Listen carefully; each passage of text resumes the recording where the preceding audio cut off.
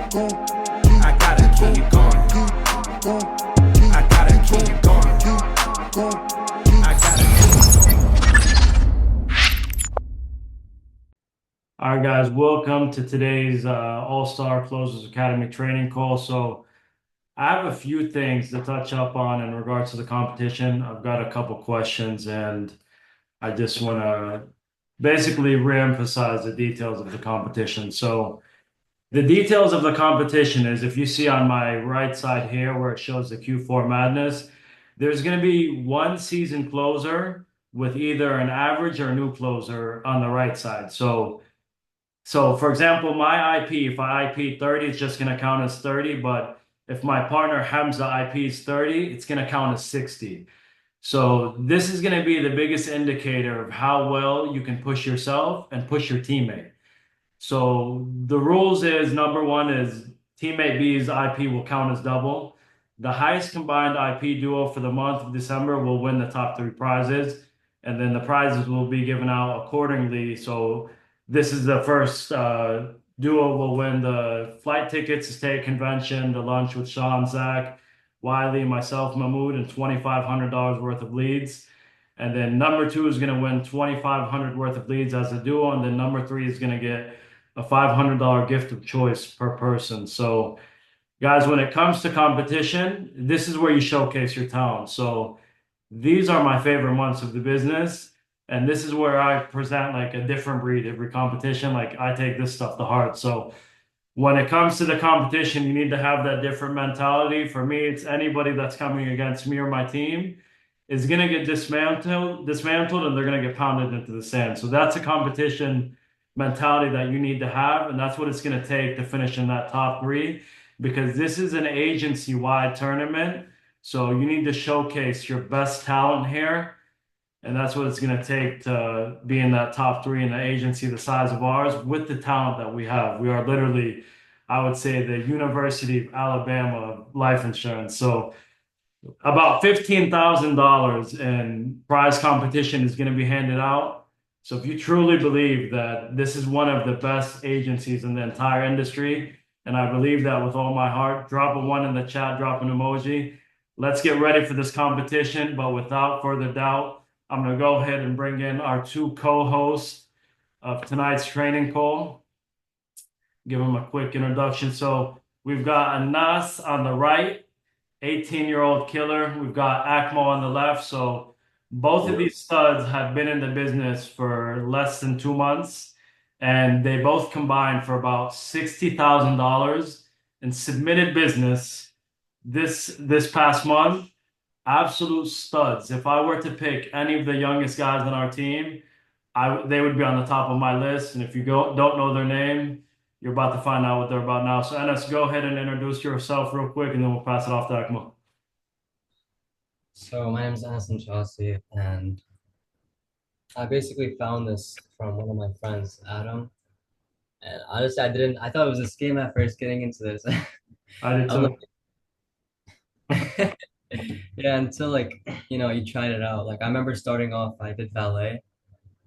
It, I came in with like little to no money, and then I just took the risk. Honestly, like I didn't know it was gonna come out, but thank God, like everything worked out perfectly. Like my first week, I think I closed over 7K. I think. What have you submitted the past month? I think you're right over like 40, right? One more time. What did you submit last month? Probably right over 40, right? Oh, this is my I'm going into my fourth week. I think for the total, I did like I don't know 30. I think something around there. I forgot how much it was submit, but yeah, like it doesn't even sound real. And then Akmo, go ahead, take it away. Yo, what's up, Ronnie? Yeah, So I'm up. before you were like balancing going to school, going to trade school. I was all over the place. Yeah, it's been 2 months. It's been a hell of a ride. I mean, I come from blue collar, kind of like my guy Drew. You know, I never seen a job like this, to be honest. You know, it's a wonderful work environment. It's very scalable. You know, there's so much room to grow, and I feel like the most thing that helped me so far is being in the office, being around some of the best guys in the industry. everyone in our office on a daily basis from 9 to 8 p.m. Learned like it's crazy how much I learned from all of them. Yes, sir. So both of these studs are 18 years old, probably producing, I would say, at a really high level for how long they've been in here. So we're gonna go ahead and break down the tips and tricks because I always say if I came into this industry at your all's age, I would be worth tens of millions of dollars. It would literally be obnoxious. So you guys have the best opportunity in the world, and especially at your all's age, like the sky's the limit. And we Uh, always talk about this, and you guys are kind of seeing it now. So it's so cool to see. So let's talk about that first month starting with Akmo. What did the first 30 days look like as a brand new agent into an industry that you knew nothing about? I mean, for the first week, I was kind of just being in the office, just trying to hear what everyone has to say, how the whole business goes, because I'm not familiar with anything like this, never been in sales in my life. And then the third week, it started just clicking with me. Second week, I had like probably one sale. Third week, I sold for like over 10,000. And then it's just been, excuse me, it's just been, the ball rolling ever since. And yeah, just listening from the people around me just helped me grow week after week, day after day. And what about yourself, Ennis? I know you came into, we said maybe you had beginner's luck, but it turned out not beginner's luck because you did it 3 weeks straight. So talk about that first week and then leading into this, fourth week now. So yeah, for starting my first week, honestly, I thought it was beginner's luck too. What did you Everyone, submit that first week? my first week I did like 7K. Mhm. 7K, and I thought it was beginner's luck because people were looking at me and I heard people say like, "Oh, it might be beginner's luck." So then next second week I came in, I did it again. I did better my second week. I think I forgot how much it was, but I remember my third week was the big hit. That's when like everything like changed. I think I submitted like that's the week that I think I submitted like 15, 16, and then I shocked everything. I was debating if I want to drop out of college, but now after I seen that third week, I was like, all right, that's it. I'm going to my school tomorrow. So those of you wondering, he did drop out of college, but I'm not gonna take any heat for that if your parents come to my house. No, I got you. But Akmo, I know right after our lock-in specifically is when you started clicking. So like what was so important about that lock-in and being around the other guys that you think did it for you? Because right after that lock-in, you caught fire. Uh-huh. So I feel like before the lock-in, I didn't really see all the people that we hear about, like the big people in the agencies, such as like Mahmoud Manas, Ramzi, all those, killers. I feel like when I sat there and talked to them and I learned from their mistakes, it just helped me skip 3, 4 months of training from like 4 days of being around them. So instead of learning from my mistakes, I was learning from everyone else's mistakes, which helped me grow at a, crazy speed. I think that's the top thing that helped me out. 100%. I would say if you guys are taking notes, the two biggest things about these guys that you're going to learn is number one is they have the work ethic. So this is not an industry that you're just going to get rich in just by being in it. You have to have the work ethic, you have to have the consistency, and you have to have the standards because these two guys are dogs. They're going for 10, 15K minimum every week. They're fierce. So that's the biggest thing is that these guys are coachable and they're willing to get there. So talk about like Enes, what does the office culture do for you being your first month into the industry in the team? Like how important has that office culture been for getting better, learning more, getting to the next level? That's definitely one of the biggest aspects that helped me throughout this industry.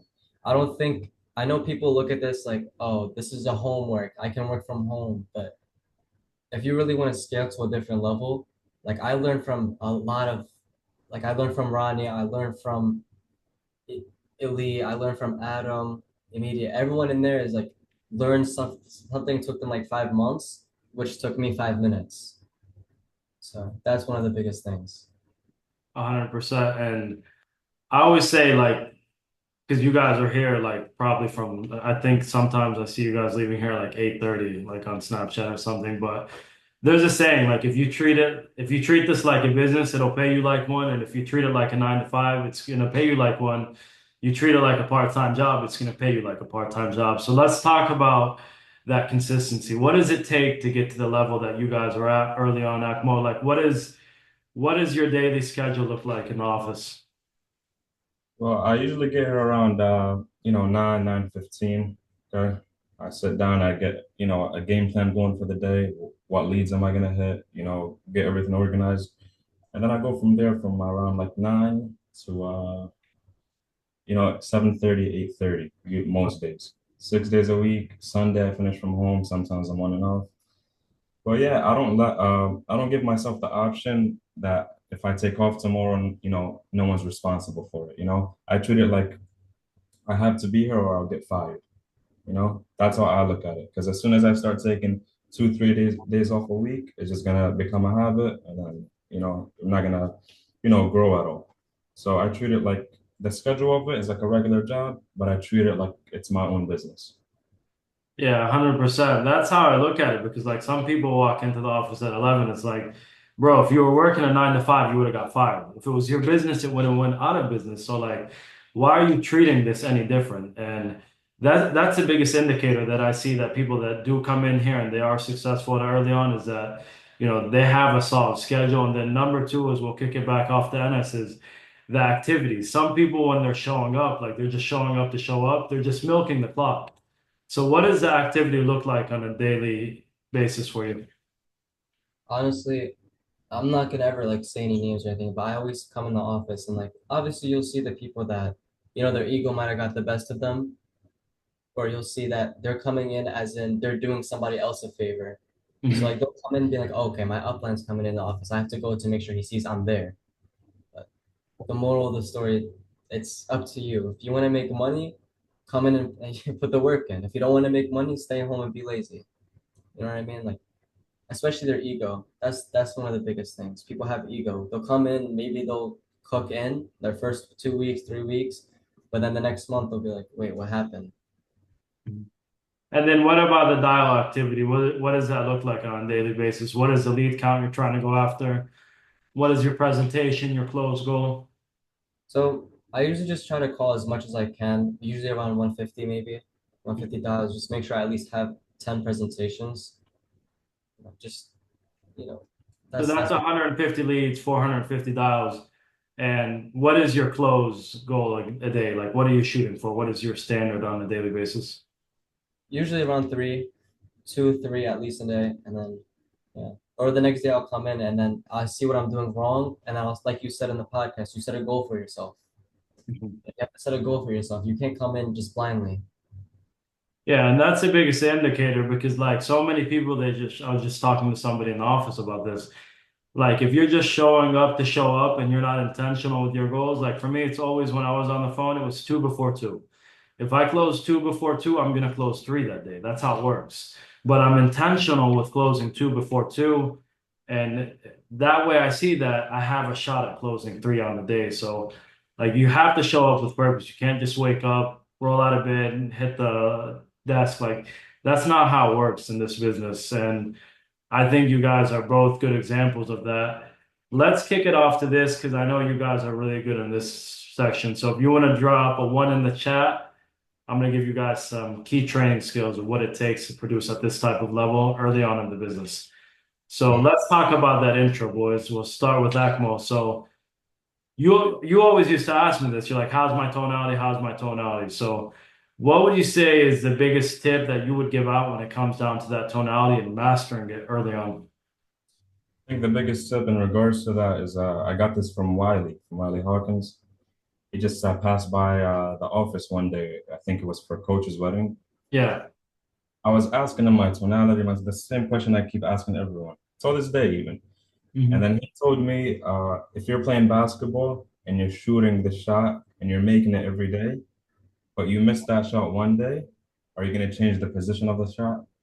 So what that basically means is if if something doesn't work for one client, doesn't mean it's not going to work for every client. Mhm. So if you keep switching up everything you're saying, you just never get anywhere. You have to stick to something, and then you have to add your own touches as you get better at the business. And I think that's the only way to really grow in this, in my opinion. 100%. And then what about those intro objections when you're getting them like, I know you're slick when it comes to getting past them without hesitation. So let's talk about the like when you're getting those objections in the beginning, how do you approach them? I didn't fill it out. You have the wrong number. I'm busy. Yeah, well, usually I start off with, I completely understand. I don't usually remember what I eat for breakfast most days. And then I say, I have your date of birth here as January 23rd, 1940. Is that correct? As soon as they say that's correct, I just jump back in the script. I ignore them. I mess with them, whatever the case may be, and I just go back to the script, just like they didn't say it. A big mistake I see the newer guys making is that they spend too much time on an objection and try to go back and forth with the client. And then the client is, you're not going to convince them that way. So they just hang up the phone. So for me, I just try to just jump right back into the script, go on with the conversation, because that's the only way the conversation is going to grow and you're going to get somewhere with the client. And then Anas, I know you do a good job at this. And guys, while you're in the chat, drop some questions in the chat in regards to objections. I'm gonna pick a few out and I'm gonna hit them with them. So when it comes to like not giving up on the objection early on, what's your advice on that? Because I always see like new agents here, like I'll tell a quick story. So I had a guy that was dialing my leads while he was in training.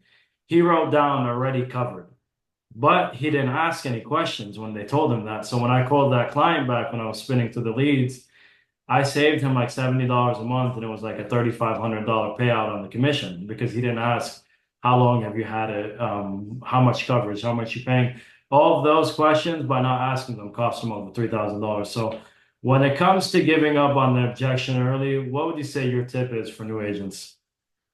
I think it's just not giving up on the objection until they hang up. For example, like one of the things I read was like always answer the question and then ask right after. Because when you answer that question, you give them, without asking, you give them that period of them to think of a new question. But at the end of the day, you talk 80%, they talk 20%. And that's them saying yes, no, and then giving you the information. It's Yeah. like sometimes I'll answer someone, they'll be like, how'd you get my birthday? I'll be like, well, you might not remember submitting this, but on my side you have blah blah blah blah. With that being said, was your concern like most veterans? Always answer and asking. Because if they're on the call, that means they're somewhat interested, or they would have banged on you. 100%. And that's the mentality that you both carry, and that's what it takes to be a killer. Like either you close or they hang up on you because there's no in between. They're not gonna call you back. They're not gonna talk to their wife. Like if they do, maybe, hey, you got lucky. It's like the 1% of the time that did happen. So let's get down to the numbers, boys, because I feel like if you can get past that, you're in the fast lane there. So when it comes down to giving the numbers, what would you say are a couple things that are helping you get into the application and close on those numbers? As as in like when I quote them, So when you're quoting them, like what are some things that you do a good job at when it comes to giving the numbers and making sure you can get them into the next step of getting them into that application? but one of the main things I learned from Elite was avoid the objection before it comes. Some people skip through the script, but they don't see that when they say how much are you typically left with, when they'll say 100 to 200. So when I come back down to the application, let's just say I don't know what coverage I want to pick. I'm like, okay, with that being said, we're just going for the bronze option because it's a cheap option just to get your foot in the door with the carrier. And then they'll just agree with you. They think you're the professional here because you are the professional. Whatever you say, they're just gonna have to agree with it. So you kind of just have to be a little pushy. Now you do it, but in a strategic way. So those of you that heard him say that, he does it by, firing back at the client with the information that they gave him previously. So when you're getting that, I need to think about it. I need to talk to my wife. What does the approach look like there? You just make them feel dumb. Like obviously you're supposed to talk to your wife about it. She's the beneficiary of this plan. The whole point is to get that folder in the package so you can go over that with your wife. And then I'll be like, if they pick it, depending on if they pick the coverage or not, I'll be like, so I'm gonna send them a request in for the silver option and move on from there. Because then they'll forget about it. Yeah.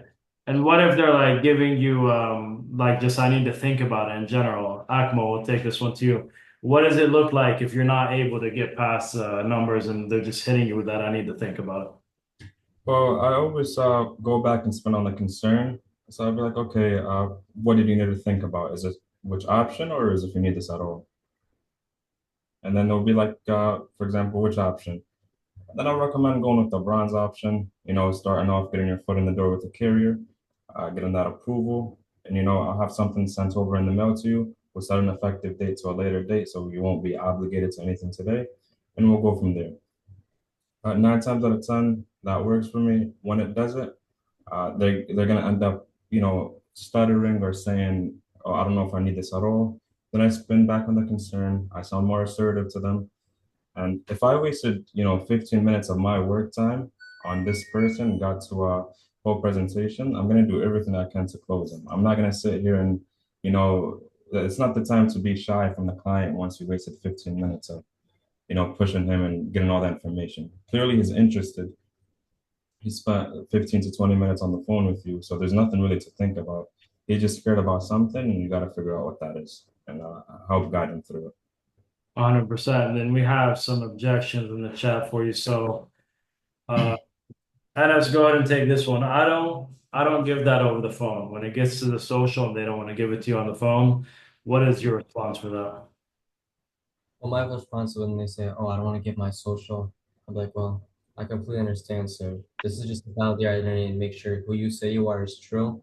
With that being said, continue with your social."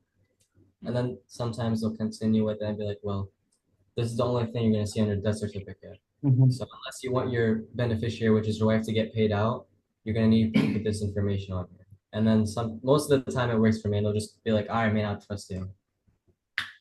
100%. And then if you guys picked up anything from that, the biggest part of responding to the objection is what was the question that you asked at the very end? Does that make sense?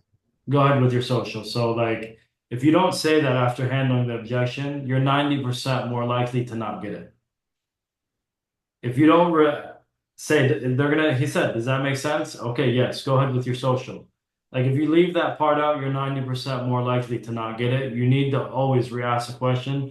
So that was a big tip and something that I learned early on when I was a new agent. What about when it comes down to the banking, Akmo, when they're telling you, how do you line it up when you're having issues there? Okay, give me an example of it. Ask for my account number. Okay. Now, the VA has a routing number that automates on my end, 9 times out of 10 is correct. Starts in 031. Is that the one you want to have on this policy? Sure. Yeah. And the account number? I don't have it on me. Okay. Do you receive your bank statements by mail or email? I think by mail, but I throw them out every time it comes in. Okay. Do you have the banking app on your phone, or do you just receive them by mail? Just by mail. This one mail? Well, do you have a checkbook laying around? No, I don't keep checks anymore. Okay, then there's not really much else to do. Maybe Check. what's up? Checkmate. Yeah, I mean, if I'm giving them option after option after option, they're saying no more than 3 times, I either ask for a debit card, and if they keep saying no, no, no, there's not really much I feel like you can do at that point. Yeah, so the checkmate is the biggest thing, and if you're having hesitation at the banking, keep in mind how he asked an open-ended question, like, do you get your bank statement via mail or email? It's the difference between you saying, do you have a bank statement? That's a yes or no. And then what are some things that you guys think that you do during the application that keeps the client engaged, you keep the trust and build some more emotion? Do you have any tips that you can give us there? I think one of the biggest ones is having a conversation with them, having an actual conversation with them. Let's just say they had 3 kids. "Oh, how old are your kids?" And just keeping that conversation going, let them talk most of the time, because then they'll feel comfortable with you. They're going to give you information. They're going to start to feel comfortable. And so when it comes to the time, that 5-minute separation after asking for the social and between the banking, they're going to forget they gave you your social. And I think you taught me that. Yeah, and that's huge because you can build the emotion before getting to the banking. So, like, some key things that these guys do after they get through the social, they spin back on the medical real quick. When they're at the beneficiary, they're building the need even more by asking about, like, Like for example, if I tell you my wife is my beneficiary, what are some things that you ask me? I'll be like, oh, how long have you guys been married for? 8 years. Oh, okay, that's nice. And sometimes they will start saying more because people love talking about themselves most of the time. Mhm. So if you can get them to talk about themselves, that's it. Like they're already comfortable with you. They're having conversation with you.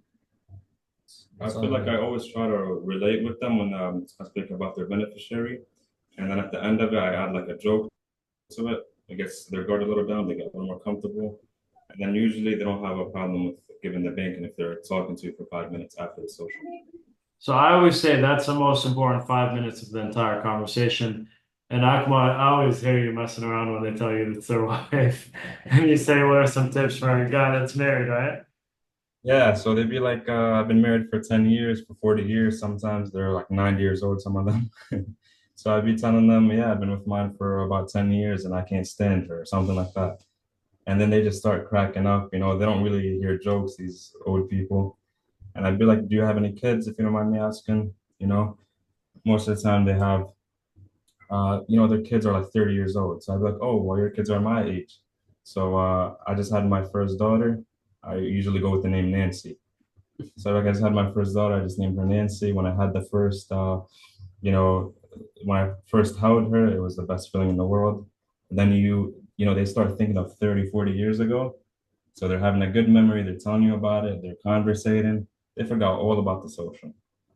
Then So I hit any them with, way you can be relatable, basically try to get exactly. relatable. If they had, two boys, I'll say I had two girls. What are some tips you had for me? If I'm expecting a boy in the near future, you know. So I always go with the opposite. I always mess with them, make them laugh.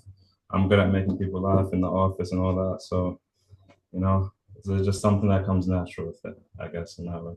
100%. So we'll wrap it up with this, boys. So where do you see yourselves 1 year from now, and what are your goals, starting with Akmo? I see myself with at least 12 downlines. This is like the bare minimum. Building your team? Yes, and I see me personally alone without my downlines, I pay in at least 60,000 a month. And however the downlines, I don't really know how it works yet with the downline, so I don't know a number off the top of my head. But a goal that I definitely do have is, growing this whole thing out, having downlines, having a good, income every month from this for the near future for 10 years from now, be at 10 million. Oh yeah, my God. And then Enes, what's one thing that you could leave us with today for all these new agents that are on here watching you guys? I think it's just like just come for it all. Like sky's the limit. Like I wish I could sit here and tell Ronnie what my goals are, but whoever's the best, that's my goal. Just beat the best. You're coming for 10, man, you said, right? Listen, I heard he hit 40K his first month, and I'm right there. I just gotta finish the speak off strong. Man, you come from 10, man. You're stepping on my turf. That's my baby. I'm good to mess with you. All right, boys. Appreciate you guys getting on with us today. Really excited to see how you guys go into next year. We could do that, Ron. Keep it moving.